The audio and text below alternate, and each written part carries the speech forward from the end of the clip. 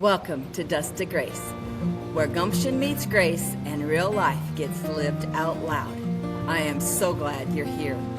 Have you ever been somewhere so real, so honest, so completely yourself that you didn't need to explain anything or perform anything or hold anything together, where you could just be? That quiet, stubborn something that keeps you getting up, keeps you hoping, keeps you believing there is still something good on the other side of this season. I know that feeling, and I believe it has a name. It is called grace. I want to take you somewhere today. Not a stage or a studio or anywhere that requires you to have it all together. I want to take you to the barn. My barn. If you grew up on a ranch, you already know exactly what I mean. And if you didn't, stay with me. Because I think by the time we're done, you're going to know you've been in that barn before. Maybe not this one, but yours. The barn in Nebraska was not fancy. It smelt like horses and hay and hard work and honest living. The light came through the boards in a long golden strip, and dust floated in, slow. The way time moves when nothing is urgent and everything is real. It was the place where the day's work was done, and it was the place where after the work was done, you could finally just breathe. Nobody performed in the barn. Nobody put on a face or chose careful words or worried about what the barn thought of them.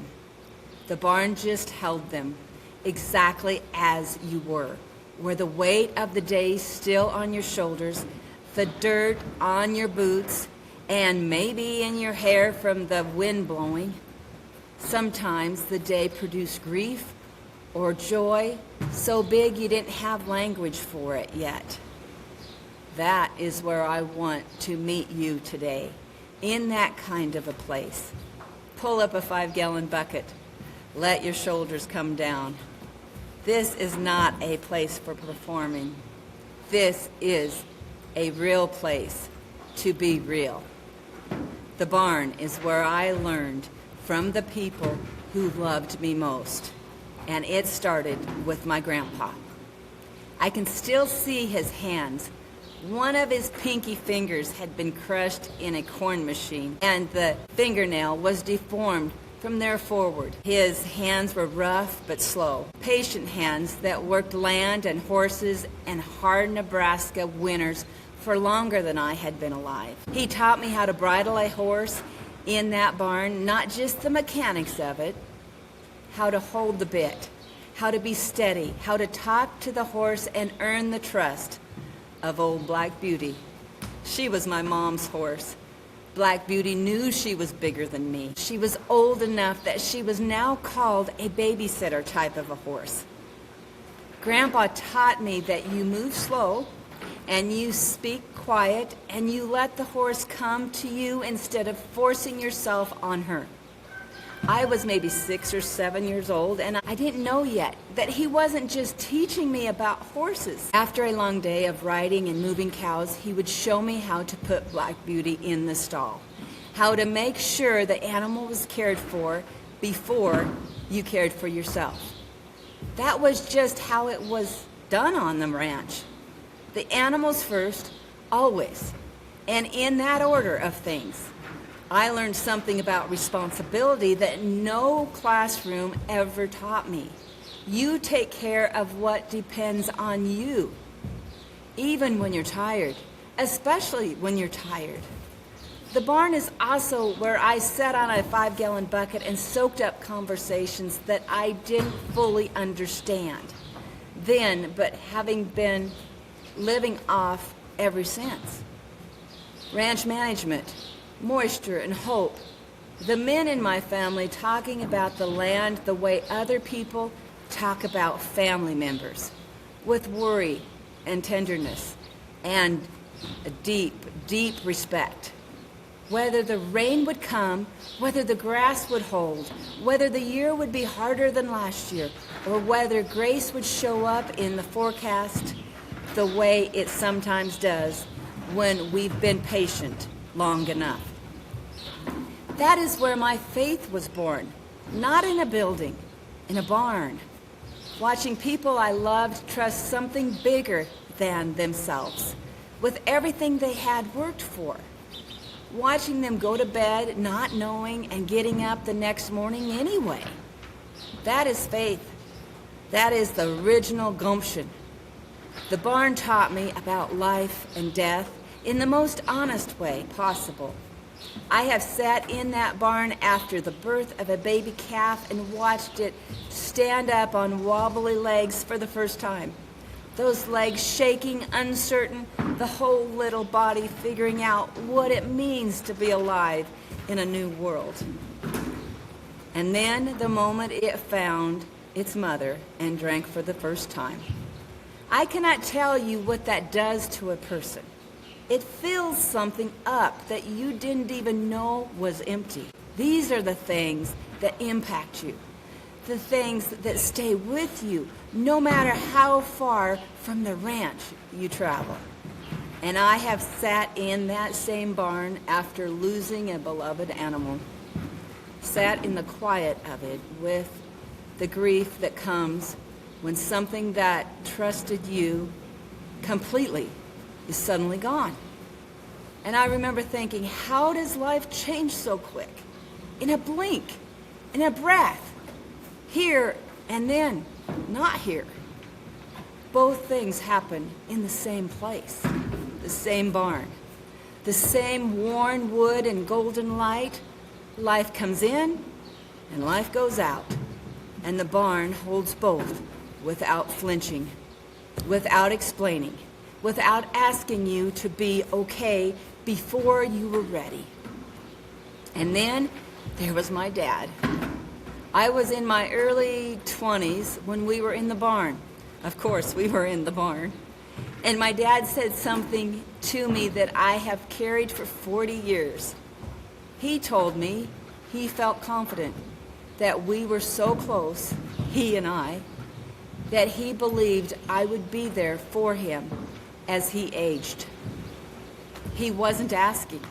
He was sharing something tender, a hope, a trust, the kind of thing a father says when he loves his child enough to be honest about needing them someday.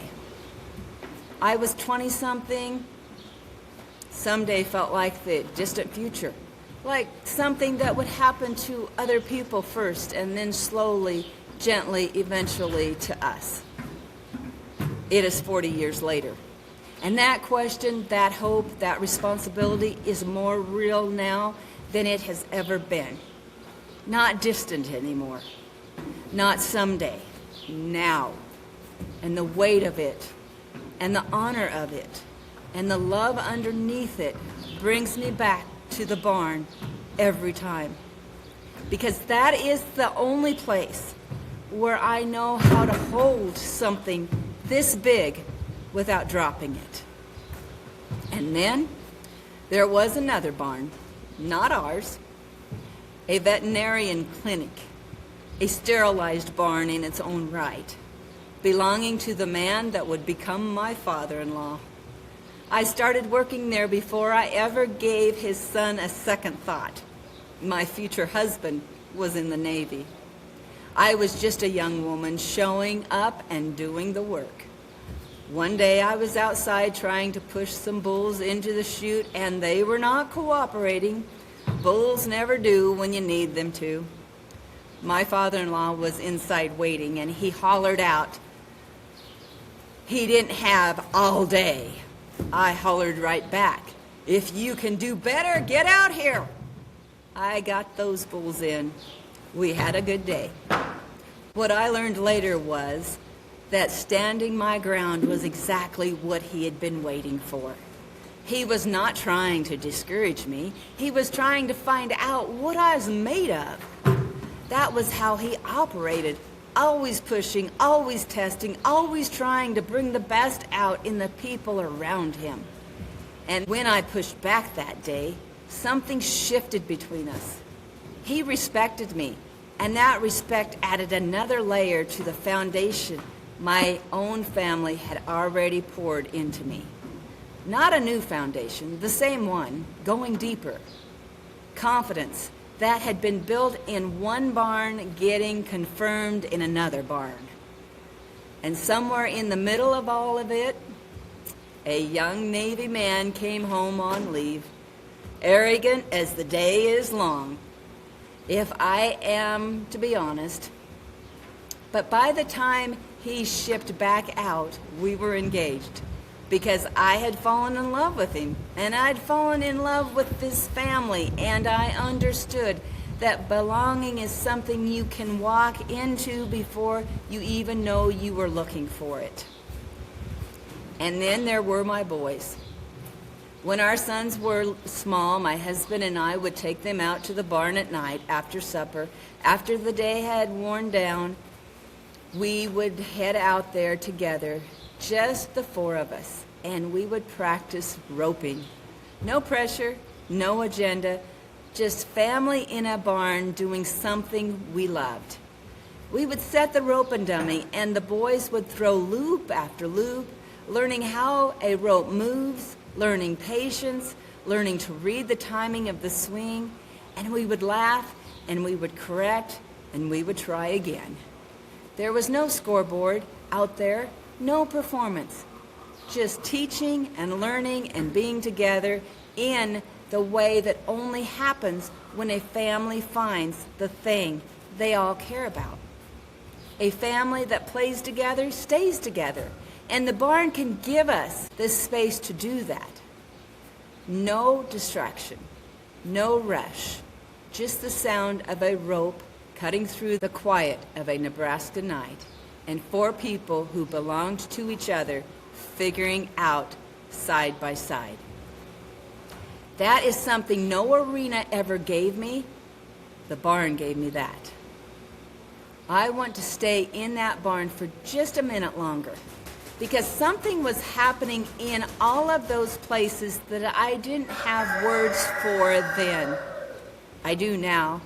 As a brain health coach, I have spent much time studying what actually heals us, what builds resilience, what keeps a brain healthy across a lifetime. And here is what I know to be true. The human brain was never designed to do this life alone. We are wired for connection, deeper, biologically, undeniably wired for it. When we feel safe with another person, truly safe, not performing, not managing, just present, our nervous system shifts. The threat centers in the brain quiet down. Cortisol, the stress hormone that wears us out over time, begins to drop. And in its place, the brain releases oxytocin, something called the bonding hormone, the trust hormone, the belonging chemical. Oxytocin is what gets released when a mother holds her newborn. It is what flows between old friends who haven't seen each other in years and pick right up where they left off. It is what was happening in that barn at night when four people who loved each other stood together in the quiet learning how to throw a rope. And it is what was happening in that vet clinic when a young woman held her ground and earned something real. No screens, no noise, no pressure to be anything other than exactly who you were to each other. Just shared purpose and shared laughter and shared frustration and the quiet satisfaction of doing something together that mattered. That is not just a nice memory. That is medicine. That is your brain being healed in real time. There is a term in brain health research called co-regulation. It means that our nervous systems actually synchronize with the people we feel safe around. When you're anxious and your husband puts his hand on your shoulder and says, "We've got this," your heart rate actually slows. Not because you willed it to, because your nervous system borrowed his calm. That is co-regulation, and it is one of the most powerful healing forces available to us. Those barn nights were co-regulation in action. A husband and a wife standing shoulder to shoulder, boys watching their parents not perform, not compete, not worry, just show up and teach what they knew. Every one of those loops thrown was building more than roping skill. It was building a felt safety. It was building secure attachment. It was building the kind of neural pathways that help a child grow up knowing in their bones that they are not alone. And that knowing, that deep cellular knowing that someone is with you, is one of the greatest gifts one human being can give to another. Belonging is not a soft word. It is not a nice-to-have word. Research consistently shows that loneliness is as damaging to the body and brain as smoking 15 cigarettes a day. Let that sit with you for a moment. The absence of genuine connection is a health crisis, a brain health crisis. And the presence of it, the presence of real, honest, no performance required belonging, it is one of the most protective factors we know of. It buffers stress, it slows cognitive decline, and it builds what researchers call psychological safety. And psychological safety is the soil that every good thing grows in. Those barns weren't just places. It was practiced brain health. And I didn't need a textbook to tell me that. I knew it in my body every time I walked away from one of them. The barn gave me something I have taken into every decade of my life. Every arena, every coaching room, every moment where I had to choose between staying in the corner and launching my throw. It gave me a foundation, not a perfect one, not a tidy one, a real one, made of hard work and honest grief, and the kind of joy that only comes from watching a wobbly-legged calf figure out how to be alive, made of my grandpa's patient hands and my dad's honest hope, and a father-in-law who pushed until I pushed back, made of night roping sessions and boys who grew up knowing their parents would show up, not to perform, but to be present. That foundation is what I stood on when I backed into the roping box at the National High School Rodeo with everything on the line. It was what I stood on when I stood in the stands of Cheyenne Frontier Days and watched my boys choose to go. It is what I stand on now as I age and mature and give me more fear and more dust and somehow impossibly more grace too. The willingness to go on anyway. That is what the barn built in me. In every decade of your life, you're going to need a barn. A place so real, so honest, that you can set down everything you have been carrying and just breathe. A place where faith was born, not in the easy moments, but in the hard ones. Where hope grew not because the rain came on time, but because you got up the next morning anyway. Maybe your barn is not a barn. Maybe it's a kitchen table at 5 a.m. before the house wakes up. Maybe it's a car parked in the driveway where you sit for 5 minutes before you walk in and be everything for everyone. Maybe it's a prayer or a journal or a walk that clears something in you that nothing else can reach. Whatever it is, you need it, my friend, and it needs you to come back to it, because that is where the real you lives, and the real you is the one grace is looking for. That is why I built this podcast, to be your barn, the place you come when you need to sit down, when you need to pull up a 5-gallon bucket and let your shoulders come down and be completely honest. Unapologetically real. No performance required. No having it all together expected. Just you, just grace, and the gumption to keep going anyway. This week, I'm not asking you to be brave. I'm asking you to find your barn, the real place, the real honest, the real place where you can set down the weight and just breathe for a minute. And maybe this week, if you have someone you love, a child, a husband, a friend, a parent, see if you can find a few minutes to do something together that has no score, no agenda, and no performance. Something you both care about. Something that makes you laugh or teaches you something or just lets you stand side by side in the same space. Because your brain needs that. Your nervous system is asking for it, and so is theirs. You know where your barn is.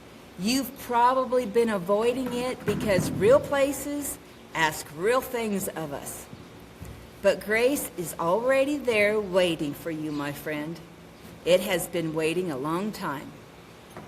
Hope, believe, breathe, lean, and grow. You're not behind. You're not broken. You're one breath away from the life grace has for you. Real stories, real struggle, real grace. Take the breath, lean in. I'm Lisa Anders, and I'll see you next time. Have a grace-filled day.